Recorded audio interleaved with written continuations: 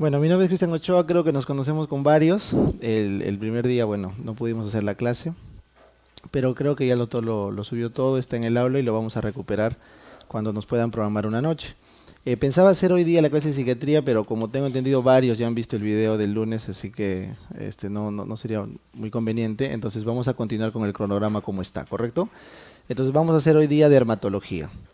Miren, dermatología es un capítulo que te va a dar a lo mucho una pregunta de examen, no te da más. ¿Ya? Entonces hay que estudiarlo inteligentemente. Es de esos capítulos que vienen varios temas que estudiar, pero solo para una pregunta, entonces hay que ser bien inteligente para repasarlo. Por eso, en el análisis de las preguntas, claramente ves que lo más probable, y se cumplió este año, es que vengan infecciones, ¿correcto? Este año vino acarosis, la única.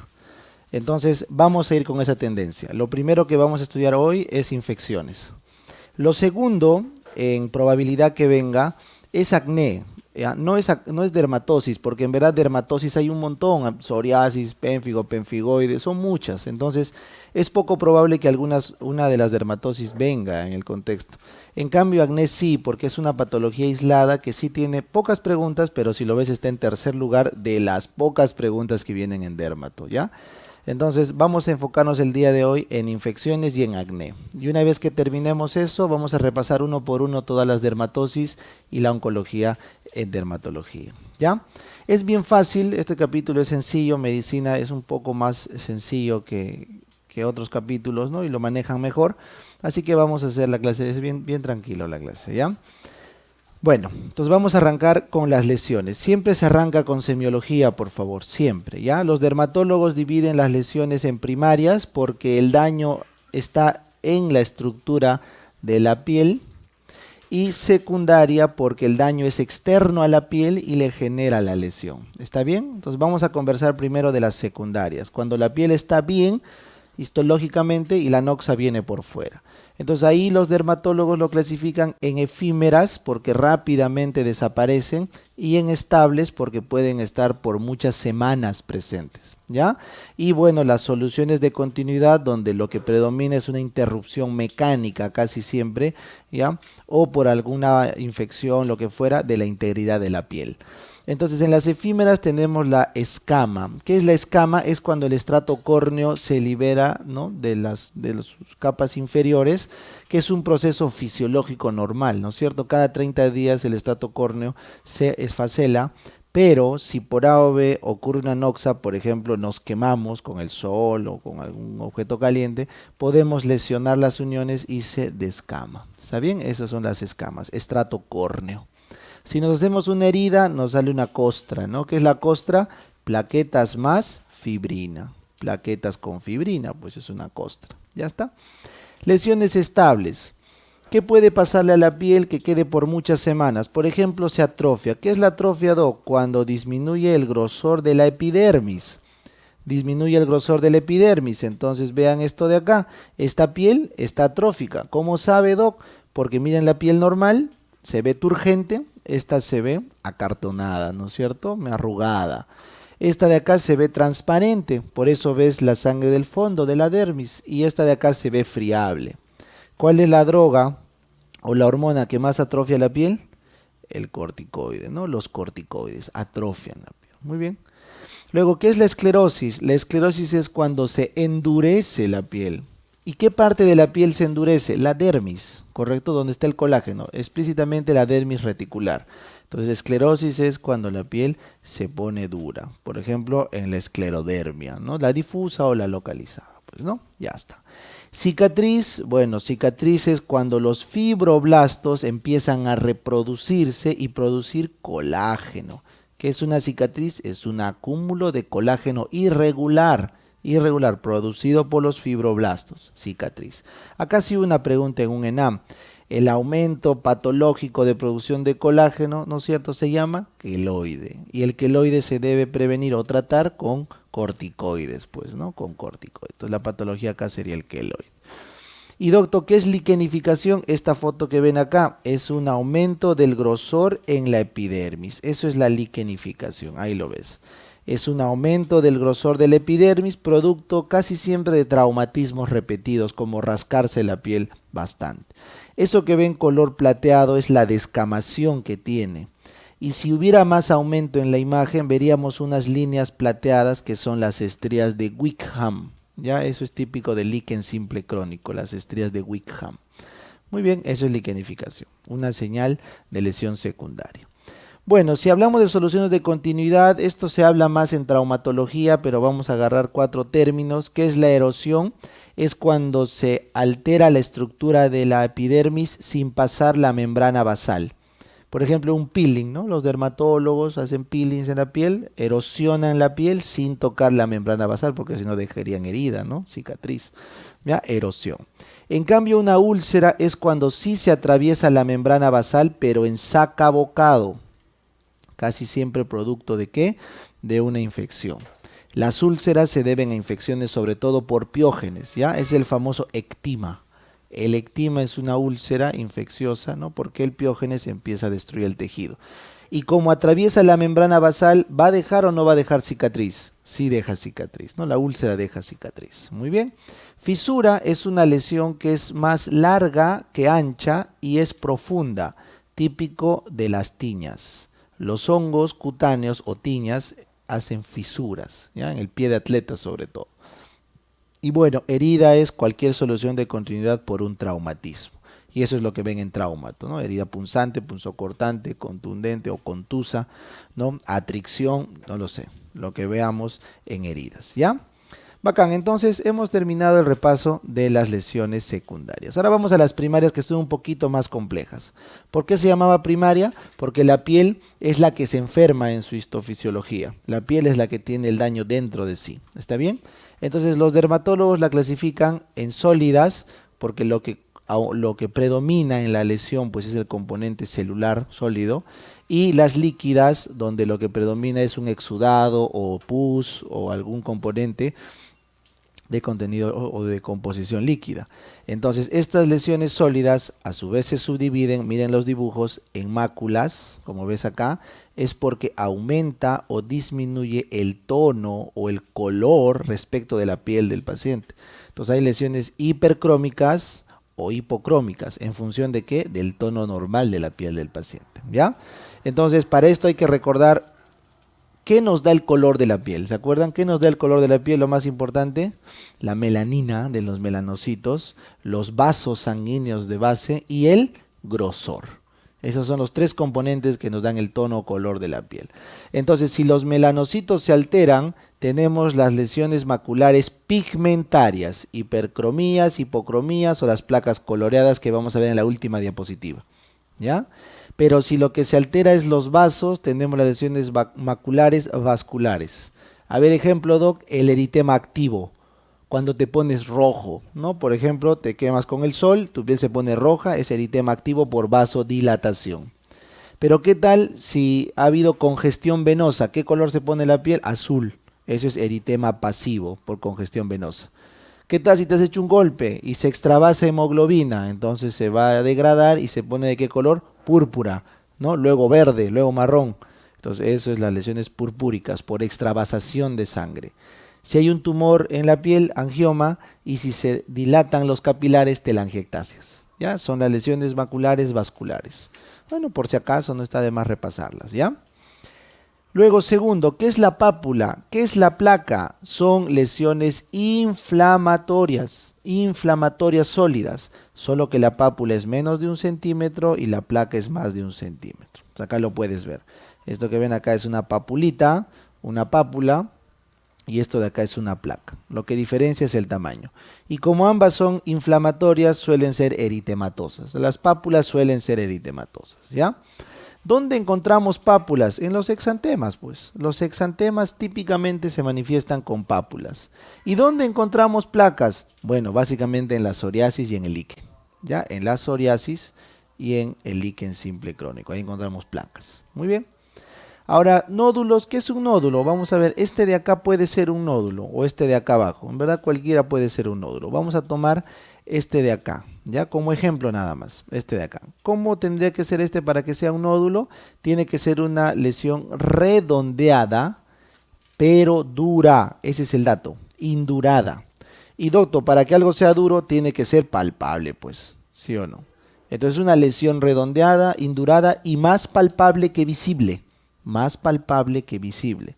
Eso es el nódulo. Típico donde encontramos nódulos, por ejemplo en las paniculitis, el eritema nodoso, tiene nódulos, ¿ya? Pero bien, este nódulo puede ser un quiste, ¿ya? Entonces rápidamente vamos a pasarnos acá a quiste. ¿Qué diferencia hay entre un nódulo y un quiste? El quiste igual suele ser redondeado, ¿correcto? Puede ser duro o blando, eso no importa, ¿ya? Y puede ser también palpable. Entonces, ¿cuál es la diferencia con el quiste? El contenido. El quiste es líquido, mientras que el nódulo es sólido. Esa es la diferencia. Por ende, siempre el nódulo va a ser más duro que el quiste. Pero la definición histológica es que el quiste tiene cubierta. Ya, eso es importante. Por eso en gastro se llama pseudoquiste pancreático, porque no está envuelto por nada. ¿Ya? Entonces la definición de quiste es una lesión líquida que es aparentemente dura, ¿no? Pero tiene cobertura. Esa es una cubierta por tejido. ¿Ya? Por eso los comparo los dos. Ahora, ¿qué ven acá? Miren, acá hay una lesión elevada, irregular, grande. ¿Qué es esto? Esto es un abón. ¿Ya? Si les preguntan qué es un abón, pregunta examen. ¿Ah? Es un edema de la dermis. Es un edema de la dermis que no debe durar más de 24 horas. Esa es la definición clásica de abón. De una urticaria, pues. Un edema de dermis que no pasa de 24 horas. ¿Ya? Vamos a ver en una diapositiva en qué enfermedad está presente el abón. Muy bien. Y ahora hablemos de las lesiones líquidas. ¿Por qué se llaman líquidas? Porque el componente exudativo es principal y el celular no. ¿Ya? Entonces acá tenemos las vesículas y ampollas donde el contenido es exudado y las pústulas y abscesos donde el contenido es purulento, pues purulento, o sea, polimorfonucleares muertos. ¿Ya? La vesícula menos de 1 centímetro, la ampolla más de 1 centímetro, eso todos sabemos, ¿no es cierto? Y doctor, ¿de qué enfermedad es típico la vesícula? De los herpes virus alfa o alfa herpes, el 1, 2 y el 3, los alfa herpes, herpes simple 1, herpes simple 2 y herpes simple 3, alfa herpes, ¿ya? Porque los gamma herpes no dan, ¿no? El Epstein-Barr no te va a dar vesículas, ¿ya? El Epstein-Barr no da. Bueno, y las ampollas, doc, ¿de quién es? De los pénfigos y los penfigoides, ¿está bien? Pénfigos y penfigoides. Ahora vamos con el último de nuestra diapo. Las pústulas y abscesos, como tienen contenido purulento, ¿qué significan? Inflamación crónica o severa. Entonces la pústula es típico, por ejemplo, del acné, de la rosácea, porque son inflamaciones cutáneas crónicas. En cambio el absceso es típico de las infecciones bacterianas. Infecciones bacterianas. Entonces en este dibujito, tranquilamente, acá podría ser un absceso, tranquilamente, siempre que esto sea pus, pues, ¿no? Pus.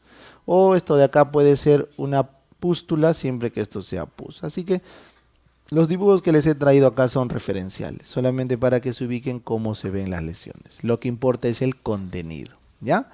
Muy bien, chicos. Entonces, rápidamente hemos visto semiología porque la voy a necesitar para conversar de las diferentes enfermedades. Sin embargo, a pesar que estamos en fase de repaso, ¿ya? Ustedes saben que estamos en una fase de repaso, bueno, no nos pudimos ver el primer día, pero rápidamente les comento, el objetivo de esta fase, ¿ya? Rapidito nomás porque siempre es bueno planificar. La segunda vuelta tiene un objetivo claramente de repaso, ¿ya? Y de diagnóstico y evaluación. Es como les digo, pues, ¿no? En la primera vuelta el 70% de la chamba era nuestra y el 30% de ustedes, ¿no? Pasamos todas las clases, horas de clases, que pretest, que postes, que el otro, para que ustedes puedan armar un conocimiento, unos resúmenes, y en esta segunda vuelta en adelante se invierten los papeles. Ahora el 70% de la responsabilidad la tienen ustedes, ¿no? ¿Qué tienen que hacer? Tienen que diagnosticarse qué capítulos están mejor, peor, y en función de eso tienen que repasar. Por eso ahora nuestro trabajo es darles todas las herramientas de diagnóstico, como estos exámenes. Van a tener simulacros semanales, presencial, virtual, ¿no? Vean el cronograma, ya está subido, de tal forma que ustedes se diagnostican y rápidamente toman acción y empiezan a repasar. Tienen varias herramientas para repasar, eso también les digo. Hay muchas formas de repasar en esta vuelta. Por ejemplo, en casa, antes de venir acá a la clase, o en el trabajo, ¿no? En camino acá, repasan el tema y aumentan con la clase en el aula. Y ahí termina, por ejemplo. Entonces yo les recomendaría que todos los capítulos importantes, grandes, o que ustedes no lo tienen claro, repasen en casa el material que tengan y vengan acá al presencial. Pero ¿qué pasaría, Doctor, con un capítulo que ya la tienes, ya está súper fácil, nunca lo fallas? Entonces la recomendación es que ese capítulo no lo veas, o sea, no tiene lógica. Ese espacio que queda, déjalo libre para que te encargues de repasar un capítulo que no tenías buen nivel. Entonces, por ejemplo, si hoy día tocaba en gineco, se me ocurre ITS, ¿no? Hemorragia uterina y amenorrea, por ejemplo, ya estás un tigre en eso, no vengas, te quedas en casa. ¿Por qué? Porque tengo que repasar qué estoy debiendo. Estoy debiendo, doctor, cardio, por ejemplo, y cardio no puedes dejar pasar. Entonces esa es la idea, que ustedes jueguen. Pero de repente, pero Doc, no me quiero atrasar con el curso. Bueno, entonces ese mismo día lo ven en el virtual, pero ya pueden ahorrar el tiempo, el transporte y todo. Ahora hay capítulos que me dicen, Doctor, ¿y qué hago con estadística? Ponte, ni por acá estadística no lo tengo. Ya, olvídalo, les digo, déjalo, deja estadística para el final. Cuando hayas terminado gineco, obste, pedi, neonato, las principales de medicina, cirugía general y traumato, ahí en ese momento, cuando todos tus simulacros pasen de 13, porque el que sabe, gineco, obste, pedi, neo, los 4 grandes de medicina, cirugía y traumato, no cae de 13, ahí es cuando hay que empezar a agarrar todos estos que faltan. ¿Ya? Entonces hagan una estrategia. Lo que acá yo les trato de ofrecer es, no lleven el curso pasivamente como se les ofrece acá, porque lo que van a recibir es un solo repaso de todo.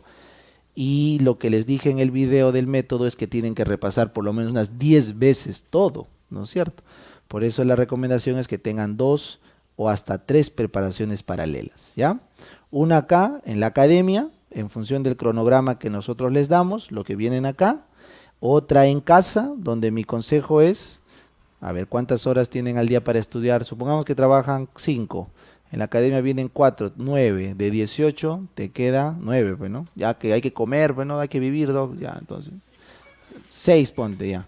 Entonces, de darle 6 horas del día fuera del trabajo y la academia a estudiar, en algún momento, entonces yo les recomendaría que lo partan 2, 2, 2, ¿no? En una estudian pediatría neonato, 2 horas estudian gineco y obste, y 2 horas medicina cirugía. Todos los días, 2 horas, 2 horas, 2 horas de su día, ¿no? Estoy asumiendo que trabajan 4 o 5 horas diarios. Si es más horas, bueno, van a tener que comerle, ¿no? Pero la idea es que lleven una preparación donde diario estén leyendo todos los capítulos, chicos, diario, diario. ¿Ya? No es buena política que vengan acá, hoy toca dermato, solo estudio dermato. No, porque eso quiere decir que solo vas a repasar una vez y esa no es la idea. Entonces ustedes vienen acá, estudiaron dermato y ahí muere dermato. Se van a casa, o bueno, mañana, ¿no? En la mañana o en la tarde, dividen así. Y una tercera, esto ojo, de lunes a viernes, lo que les aconsejo. Y la tercera hacen los sábados y domingos, ¿no? Te vienes a dar tu simulacro, ya sea presencial o virtual. En la tarde te pones a repasar un capítulo crítico y yo les diría que el domingo se encarguen de recuperar todo lo que en la semana por AOV no has venido, has faltado o te quedó flojo el tema, vean los videos de la semana. 3 preparaciones, ¿eh? Una con nosotros al ritmo de la academia, una ustedes a su ritmo en casa y una los domingos para tapar los huecos importantes, ¿ya? Eso es la parte de repaso. Y diagnóstico, Doc, ¿cómo sería? Todos los simulacros, no se olviden, todos los simulacros que van a dar presenciales son del mismo nivel, todos son regulares, o sea, normales. Entonces ahí tú vas a ver la curva, cómo vas a ir aumentando de nota.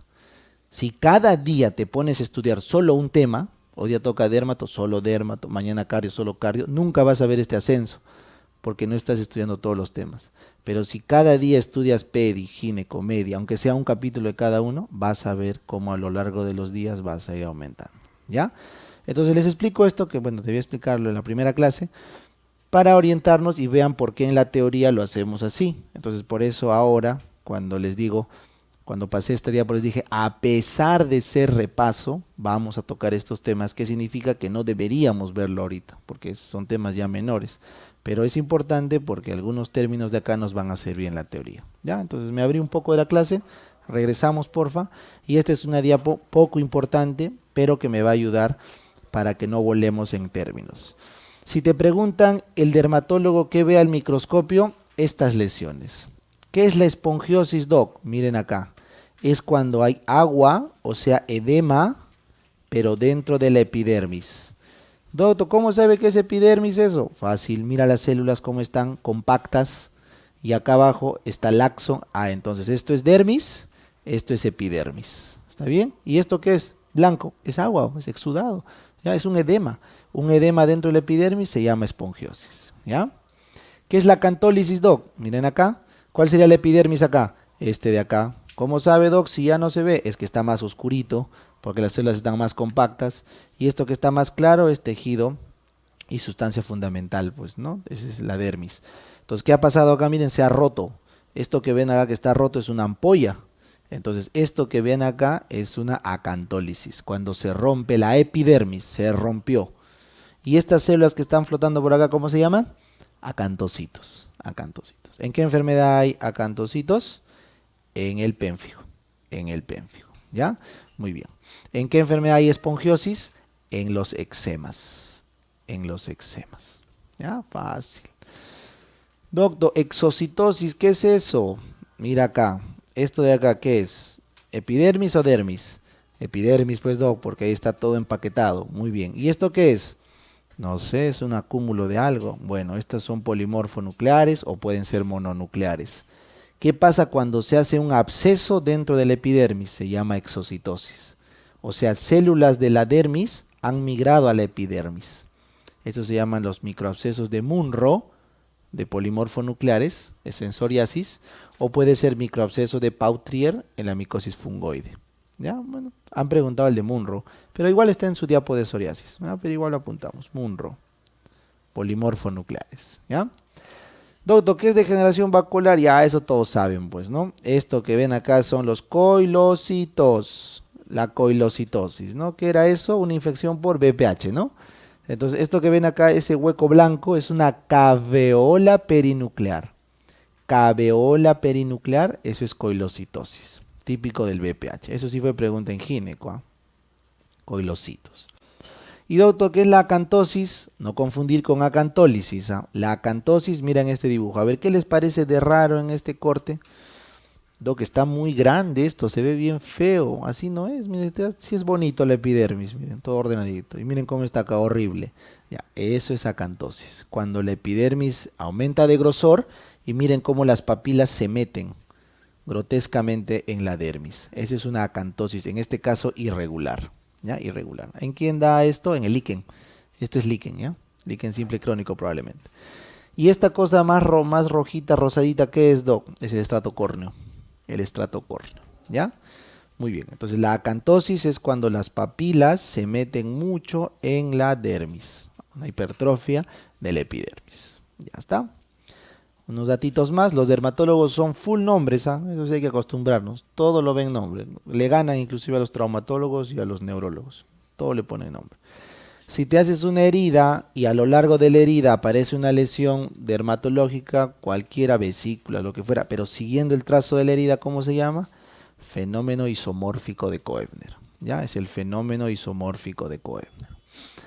¿Qué es el raspado metódico de Brock? Miren el dibujo. Cuando tienes un objeto romo, que lo pasas por una lesión descamativa y te vuelas la escama, típico de la psoriasis. El raspado metódico de Brock se usa en la psoriasis para ver la descamación.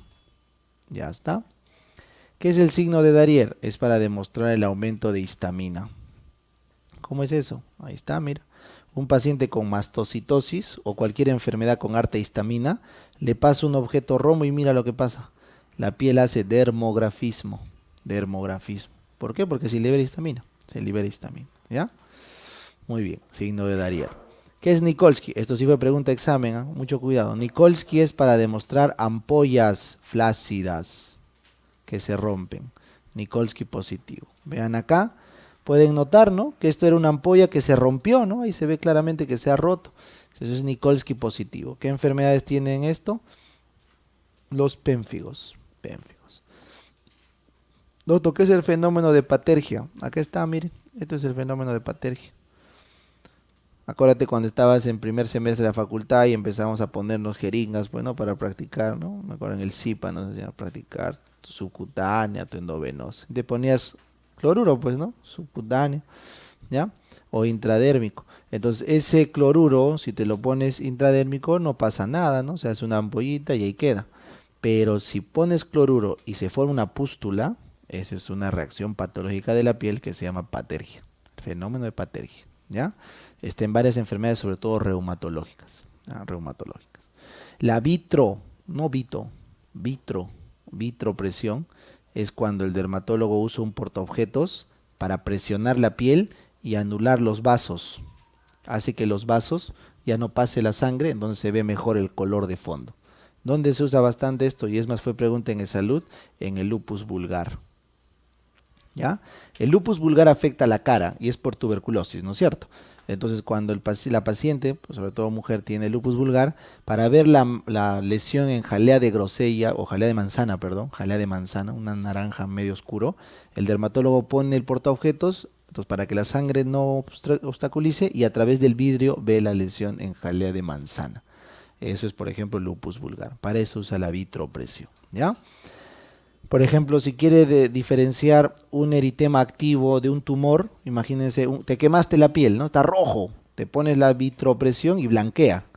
Pero si lo que hay abajo no es vasodilatación, sino un tumor, pones el portaobjetos y no va a blanquear, sigue rojo, pues. El tumor no va a blanquear. Ya, entonces para eso sirve. Y la lámpara de Wood es una luz ultravioleta especial de longitud de onda aproximadamente 360 nanómetros, que lo que hace es esto, miren, le permite al dermatólogo ver la interfaz epidermis-dermis, ¿ya? Esa es la lámpara de Wood.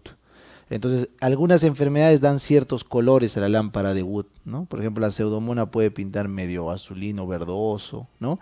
Las tiñas, por ejemplo, no pintan a la lámpara de Wood, pero la tiriasis sí.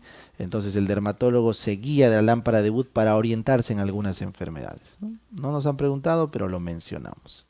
Y finalmente, el dermatólogo siempre habla con clase, ¿no? Ustedes han visto. Paciente viene con lesiones circinadas. ¿Qué es eso?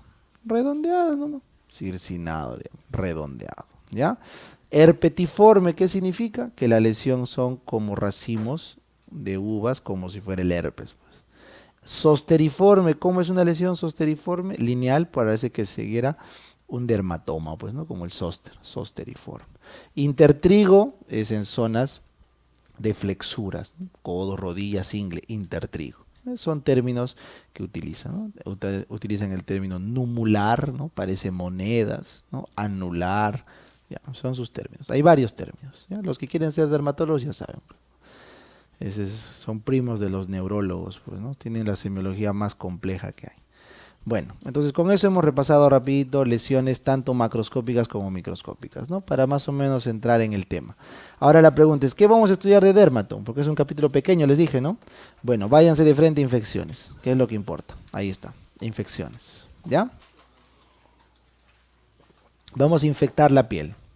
Para infectar la piel necesito que recuerden la histología, porque si no, no nos vamos a poder ubicar.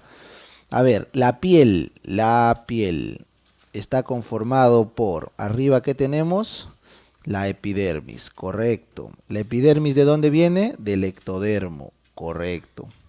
¿Y cuáles son sus células de la epidermis? Las células basales, queratinocitos, melanocitos y células de Langerhans, ¿no? Células basales, ¿cuáles son, Doc? Estas de acá, las que están en la base, basales. Los queratinocitos, el resto, todas las células que maduran. Los melanocitos, estos que ven acá, oscuras, ahí están los melanocitos. Y las células de Langerhans, que no están en el dibujo, pero están en el estrato espinoso ahí, son como unas arañitas, que son presentadoras de antígeno, ¿ya? Eso está en la epidermis. Epidermis, ectodermo, basal, queratinocito, melanocito, Langerhans. Bacán. Ahora cuéntenme las capas de la epidermis. Capa, basal, luego ¿qué estrato viene? El espinoso, porque son los puentes de desmosomas. Luego, ¿cuál viene? El granuloso, porque ahí están los gránulos de queratohialina. Muy bien. Luego, ¿quién viene acá? El lúcido, solo en palmas y plantas. Y el último de células muertas sin núcleo, el estrato córneo, ¿verdad? Ya está. Entonces, basal o estado, capa basal, capa espinosa, granulosa, lúcida y córnea. Fácil, fácil. Ahora vamos con, ¿qué viene debajo de la epidermis? La dermis. Pero la dermis, no lo olviden, ¿viene de dónde? del mesodermo y tiene un montón de células, un montón, linfocitos, mastocitos, eosinófilos, todo de todo tiene. Tiene vasos sanguíneos, tiene nervios, todo está en la dermis, ¿ya? Entonces, la dermis, como es del mesodermo y la epidermis del ectodermo, ¿qué tiene que haber siempre entre dos orígenes embriológicos diferentes? Membrana basal, correcto. Entonces, entre las dos está la membrana basal. Nunca lo olviden, ¿ya? Siempre cuando dos tejidos de diferente origen embrionario se encuentran, hay una membrana basal, ¿ya? Muy bien. ¿Y cuáles son las dos capas de la dermis? La dermis papilar y la reticular. ¿Por qué se llama papilar, Doc? Porque ahí están las papilas, miren, las papilas de la epidermis. Este es un tejido laxo. ¿Y por qué se llama reticular, Doc? Porque acá están los haces de colágeno tipo 1 que dan a nuestra piel el sostén. Colágeno tipo 1. ¿Ya? Bacán. Entonces, ¿por qué hemos estudiado esto? Porque tenemos que repasar siempre la histofisiología de la piel antes de ver las infecciones. ¿Ya? Entonces voy a usar un resaltador de color morado, ¿no? Para poder distinguir las diferentes infecciones. ¿Ya? Entonces vamos a infectar a la piel. ¿Cuáles son las bacterias típicas que colonizan nuestra piel? ¿Gram positivos, gram negativos? Gram positivos, correcto, gram positivos. Estafilococos, estreptococos y anaerobios también, ¿ya? Y anaerobios, muy bien. Esos son comensales flora. Pero ¿qué pasa cuando empiezan a inflamar? Se vuelven pues patógenos, ¿no? Entonces podemos infectar los anexos cutáneos. ¿Cuáles son los anexos cutáneos? Básicamente el folículo piloso, ¿no? O el folículo, acá voy a dibujar, esta es la membrana basal, un pelo, ahí está, la unidad folicular, ahí está, que es pura queratina. No se olviden, al pelo siempre que drena una glándula sebácea, ¿no? Ahí está, su glándulita sebácea. Ya está. Y esto que ven acá es una glándula sudorípara. Sudorípara. ¿Cómo sé que es sudorípara? Porque está drenando de frente a la piel, al poro. De frente, sin drenar a un pelo. Esa es una glándula sudorípara. O también puede ser una glándula apocrina. Depende de dónde estemos. Si estamos en las axilas, en el periné, glándulas apocrinas. Si estamos en la cara, en el resto del cuerpo, glándulas ecrinas, ¿no? Sudoríparas. Ya, entonces vamos a empezar a infectar. ¿Qué pasa si el estafilococo inflama e infecta el pelo, pero sin llegar hasta la unión pilosebácea? O sea, por acá nomás. Entonces tenemos una foliculitis. No se trata la foliculitis, se pasa solo, no pasa nada. ¿Qué pasa si la inflamación y la infección pasa a la unión pilosebácea acá? Se forma un absceso. ¿Eso cómo se llama? Forunculosis, ¿ya? Entonces la forunculosis es la que compromete la unión pilosebácea. Y esta sí requiere tratamiento antibiótico vía oral, la dicloxacilina o una cefalosporina primera para cuidar o cubrir al estafilococo, ¿ya? Y hay que drenar el forúnculo. Siempre drenen los abscesos en la piel. Son peligrosa fuente de estafilococo. ¿Excepto en dónde? En el triángulo de Filatov, ¿no? El triángulo de Filatov no deberíamos drenar abscesos porque hay riesgo de meningitis, pues, ¿no? Ya. Pero en el resto hay que drenar. ¿Qué es el antrax cutáneo? El antrax es un signo semiológico de varios forúnculos que coalescen. Eso es raro encontrar, ¿ah? En un paciente vagabundo que no se baña, ¿no? Todo contaminado, puede haber antrax cutáneo. Varios forúnculos drenan. Eso es raro. Y la hidrosalinitis supurada, pregunta de salud. ¿Qué es, doctor? La hidrosalinitis supurada es cuando se infectan las glándulas apocrinas. Estas glándulas apocrinas solamente se pueden infectar en la pubertad, en los pospúberes, ¿ya? Porque son glándulas que dependen de las hormonas sexuales para crecer. Entonces, ¿cuál es el truco con la hidrosalinitis supurada? Que esta infección es recidivante, entonces requiere cirugía. Hay que operar la axila. Hay que sacar la glándula porque no remite. Por más antibiótico que le den, todo remite, ¿no? Vuelve y vuelve y vuelve. Entonces, como no cura, hay que operar. Esa fue la pregunta del seguro. Hidrosalinitis supurada se opera, es de glándula apocrina y aparece en el puber. Muy bien. Seguimos infectando la piel. Doctor, ¿y si llega a la dermis? Bueno, a la dermis puede llegar el estreptococo. ¿Por qué, doc? ¿Por qué? Porque el estreptococo, ¿qué tiene? Estreptolicina. Y esa toxina permite necrosar el tejido. Entonces un estreptococo entra por acá y la estreptolicina hace que entre y se mete hasta la dermis, ¿no? Donde la respuesta inmunitaria le opone resistencia. Entonces, ¿cómo se llama esta infección por estreptococo superficial, pero que llega hasta la dermis? Impétigo mielicérico, ¿no? ¿Por qué mielicérico? Porque la lesión que hace es una costra de color miel, pues, costra mielicérica. ¿Y por qué costra? Porque el tejido ha sido destruido, ¿ya? Por la toxina. Costra mielicérica. Muy bien. ¿Requiere antibiótico sistémico? No. Basta con mupirocina tópica suficiente, ¿ya? Salvo que sea muy grande. Pero ¿qué otra bacteria también está en la piel aparte del estreptococo? El estafilo.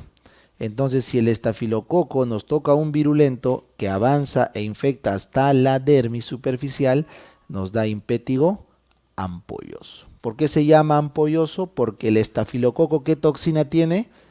La epidermolicina. Rompe los puentes de desmosomas. Entonces te salen ampollas. Este impétigo ampolloso, UpToDate dice que siempre hay que tratar por vía sistémica. Siempre sudicloxa o inclusive vancomicina, si es que hay riesgo de MRSA, porque es un foco infeccioso severo. Impétigo ampolloso. ¿Ya? Pregunta examen.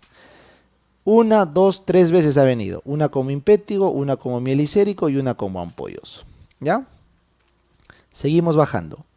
Doctor, ¿y qué pasa si la lesión avanza hacia la mitad más o menos de la dermis? Ahí ocurre la ersipela. La ersipela es una lesión por estreptococo porque libera ¿qué toxina? ¿Se acuerdan cómo se llama esa toxina? Eritrogénica. La toxina eritrogénica. Esta toxina eritrogénica genera una placa poligonal. Una placa poligonal roja, bien delimitada, con fiebre. Eso es ersipela. Probablemente nunca veamos una ersipela, porque ya no hay. El acceso que hay a la penicilina es tan amplio que difícil que haya. Es más probable que haya la escarlatina, no la ersipela. Pero si alguna vez vemos una ersipela, es una placa roja en la piel con fiebre por la toxina eritrogénica del estreptococo, ¿ya? Y finalmente, la única infección que creo podría venir, porque ha venido en el ENAM casi 2 años seguidos, ¿no? Ha venido de acá y el 2017, es celulitis. ¿Ya? La celulitis todos conocemos, es una infección ¿de qué? De la dermis profunda, de la dermis profunda, ¿ya? La parte reticular profunda. Y ojo, la celulitis siempre es severa, tiene mucho riesgo de complicar con sepsis. Y no olviden que la causa más frecuente es estafilococo. La celulitis más frecuente es por estafilococo aureus, que viene por vía hematógena, viene por la sangre. El estafilococo viene por vía hematógena. Entonces miren cómo es el proceso. Tú te haces una herida hoy día, viernes, en el pie. Y para el próximo viernes haces celulitis de la pantorrilla. Entonces, ¿qué bacteria es esa? Estafilococo, porque ha demorado más de 3 a 4 días en incubar, usualmente 7 días, ¿no? Y ahí la clínica está afuera, la herida fue en el pie y la celulitis es en la pantorrilla, porque ha ido por vía hematógena, ¿ya? Después de hacer bacteremia y todo. En cambio, ¿qué pasa si hoy día te haces la herida, viernes, y el domingo estás en la emergencia con tu pie todo hinchado, celulítico? ¿Qué bacteria ha sido esa? Es espiógenes o anaerobio, y esa sí es peligroso. O sea, me hago la herida hoy día y tengo el pie edematizado con celulitis mañana pasado, ese paciente puede ser inclusive un Clostridium perfringens, ¿no? Y esos son súper graves. Entonces siempre vean el tiempo que demoren a hacer la celulitis. Las hiperagudas de menos de 48 horas, piógenes anaerobios. Las de más de 3 días, estafilococo. ¿Ya? Recuerden. Muy bien. Ahí debería terminar infecciones bacterianas. Pero, por alguna razón que no entiendo muy bien, les preguntan lepra. Si lepra no hay, ¿no? Raro. Bueno, preguntan lepra. 1, 2, 3, 4 preguntas de lepra. Entonces amerita darle su diapo, pues, ¿no? De lepra. Entonces, la enfermedad de Hansen o el bacilo de Hansen, correcto, es el Mycobacterium leprae. ¿Ya? Esta es una bacteria igual que la tuberculosis, 100 Nielsen positivo, pero también es gram positivo. Y ojo, no se puede cultivar. Eso hay que verlo por biopsia. No se puede cultivar. Lo que tú puedes demostrar es la hiperreactividad al Mycobacterium leprae, y eso se llama la reacción de Mitsuda. La reacción de Mitsuda en 21 días se lee.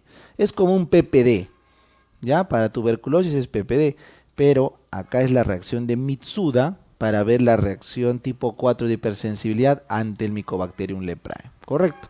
La lesión típica de la lepra, vean el dibujo, es el leproma.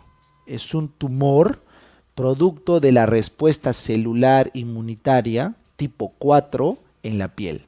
Leproma, ¿ya? Leproma. Entonces, esta respuesta inmunitaria genera dos condiciones. Dos condiciones. La lepra lepromatosa, acuérdate, lepra lepromatosa, así me acuerdo. Lepra al cuadrado. Lepra lepromatosa, es la más grave. Es porque la lepra le ha ganado a tu sistema inmune. ¿Ya? En cambio, la lepra tuberculoide se llama así porque lo que predomina son los tuberculomas, o sea, tu sistema inmune le ha ganado a la lepra y le responde con granulomas, ¿no? Tuberculosos, o sea, tuberculoides, pues, ¿no? Tumoraciones. Entonces, en la lepra al cuadrado, lepra lepromatosa, ¿ya? Nosotros no hacemos respuesta, anergia, ¿correcto? No hacemos respuesta, anergia. Entonces, nuestros macrófagos, miren, se llenan de bacilos, o sea, pierden la pelea, se llenan de bacilos y se acumulan en unas bolsitas llamadas globi, ¿ya? Entonces el macrófago se llena de los bacilos en globis dentro, que prácticamente el macrófago ha perdido la lucha, ¿ya? ¿Por qué, doctor, ha perdido la lucha? Porque el macrófago, ¿qué necesita para activarse? ¿Recuerdan? Al linfocito, ¿no? ¿Se acuerdan? La corona radiada de linfocitos en el granuloma tuberculoso es el que le da las citoquinas para que el macrófago se transforme, pues, ¿no? En un macrófago activado con pseudópodos, sus lisosomas aumentan, pues, ¿no? Entonces, es, así me acuerdo, mi profe nos decía, es como los Power Rangers, pues, ¿no? ¿Han visto cuando venía el malo y lo hacía crecer al monstruo? ¿No? El grandote, igualito, pues, ¿no? Viene el linfocito y al macrófago lo transforma, lo vuelve un monstruo que destruye al bacilo. Pero como no hay linfocitos, es anérgico, entonces se llena de bacilos y esa es la lesión típica de la biopsia, los globi, ¿ya? Bueno, entonces, ¿cuál es la clínica? El paciente está llenito de nódulos o lepromas simétricos en todo el cuerpo y sobre todo la cara, facies leónida. Ahí está una facie leónida, totalmente deformado. Estos pacientes pueden tener anestesia por lesión de los nervios, pero básicamente tienen enfermedad sistémica. ¿Qué órganos se lesionan? El hígado y el riñón. El hígado y el riñón, ¿ya? El hígado y el riñón. Tanto es así que mueren de falla renal. Si te preguntan de qué muere un leproso, bueno, tiene que ser lepra lepromatosa, falla renal. Y ojo, no cura solo, siempre requiere antibiótico. Siempre va a requerir antibiótico, ¿ya? Entonces vengan acá, la lepra, vengan abajo al esquema, el esquema terapéutico, ¿ya? Entonces la lepra tiene dos tipos. Sigan a la diapositiva, ahorita se va a recuperar. La lepra paucibacilar, que esa sería la tuberculoide, y la lepra multibacilar. Entonces esta es la que estamos viendo ahorita, la multibacilar, ¿ya? ¿Por qué se llama multibacilar? Porque dijimos que los bacilos se acumulaban dentro de los macrófagos. Entonces acuérdense de su prima del Mycobacterium leprae es el Mycobacterium tuberculoso, ¿no? Entonces, ¿cuál es el esquema para tratar la tuberculosis? A la cabeza, ¿quién va? Isoniazida. Pero ¿quién protege a la isoniazida para que no haga resistencia? Rifampicina, es su chaleco. ¿Y quién es su chaleco de la rifampicina para que no haga resistencia? El etambutol. En ese orden se chalequean, pues, ¿no? La rifampicina a la isoniazida y el etambutol a la rifampicina. Entonces, mírenlo acá, es igual. El fármaco de elección en lepra es la dapsona, que es una sulfa. Esta sulfa, ahí está, 100 miligramos por día, la debes cubrir con rifampicina, pregunta el residentado, 600 miligramos al mes. Ese es el esquema de la OMS. Uno al mes es suficiente. Es que este bacilo es tan lento, demora tanto en crecer que con una dosis al mes es suficiente para cuidar la resistencia, ¿ya? Pero como es multibacilar, hay que dar a alguien que cuida la rifampicina, así como el etambutol. La clofazimina es la que cuida la rifampicina, ¿ya? Tratamiento por 1 año como mínimo, así como si fuera una tuberculosis del sistema nervioso, pues, ¿ya? Muy bien. Ahora vamos a la siguiente, color rojo. Si tu cuerpo hace respuesta, lepra tuberculoide, entonces ahí tenemos el paciente hiperérgico. ¿Qué es hiperérgico? El que responde su sistema inmune, ¿ya? Las lesiones son asimétricas. ¿Por qué, doctor? Miren acá, son pequeñitas escasas y asimétricas por todo lado, porque tu cuerpo está dando pelea.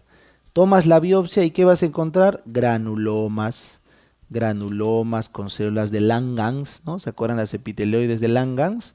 Y paucibacilar, o sea, no hay bacilos, o sea, tu cuerpo está ganando, pero ganando entre comillas, ¿ah? Porque ¿qué pasa cuando la respuesta celular empieza a inflamar el tejido? ¿Qué pasa? Se destruye el propio tejido, ¿no? Entonces, ¿cuál es el que más se destruye? El sistema nervioso periférico. Aparecen nervios engrosados, parálisis, anestesia, porque se lesionan los nervios. Esa es la clínica, ¿ya? ¿Quién más se lesiona? Los folículos pilosos, ¿ya? El paciente pierde pelo. ¿Cómo se llama cuando se cae el borde de las cejas? Solamente el borde. Madarosis, aparece la madarosis, ¿no? Bueno, y así varios signos, por ejemplo, se destruyen las glándulas sudoríparas, hay anhidrosis, ¿ya? Entonces, todo eso, ¿por qué es, doc? Por el exceso de respuesta inflamatoria. Tu cuerpo ganó a expensas de su propio tejido. Entonces, en este caso, el paciente puede curar solo, no contagia la lepra tuberculoide, ojo, la que contagia la lepra lepromatosa, y el esquema para la paucibacilar simplemente es dapsona con rifampicina, sin clofazimina, ¿ya? No es necesario. Y el tiempo también es menos, 6 meses, correcto, o también puede ser 12 meses, aunque la OMS recomienda 6. Bueno.